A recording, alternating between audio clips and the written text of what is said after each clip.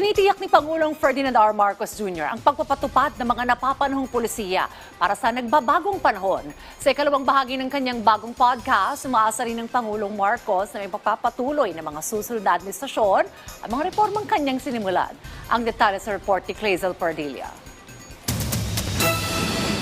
Sa kabila ng ingay sa politika at matinding laban sa katiwalian, nananatiling determinado si Pangulong Ferdinand R. Marcos Jr. na magserbisyo sa bansa. I'm here to serve. I'm not here for myself. I'm not here for,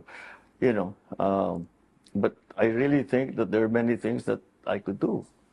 And I say, you're not yet doing it. Di mo pa natatapos. Go, go, go, go, go. Keep doing it. Keep working, keep working, keep working.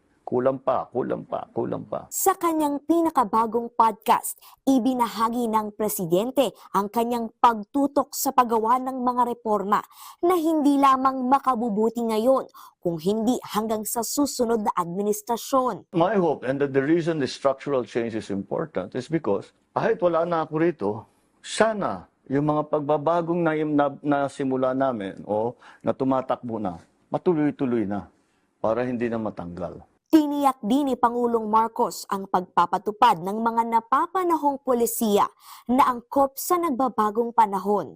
We spend hours with my advisors thinking, think out of the box. Stop thinking the same old way. It doesn't work anymore. At nang tanungin kung ano ang mga natutunan niya sa kanyang ama na si dating Pangulong Ferdinand Marcos Sr. I think the basic thing that I learned from my father is don't stop. If you believe in something that you're doing for the country, for your people, do not stop. Sa kabila ng mga balakid at hamon sa pagiging presidente ng bansa, ayon kay Pangulong Marcos, you will have to sacrifice. Ganyan talaga ang trabaho. You will have to sacrifice. Masasaktan ka, you will have to make sacrifices, but don't stop. You will fail. You have to stand up again. Don't stop. Clazel Pardilla para sa Pambansang TV sa Bagong Pilipinas.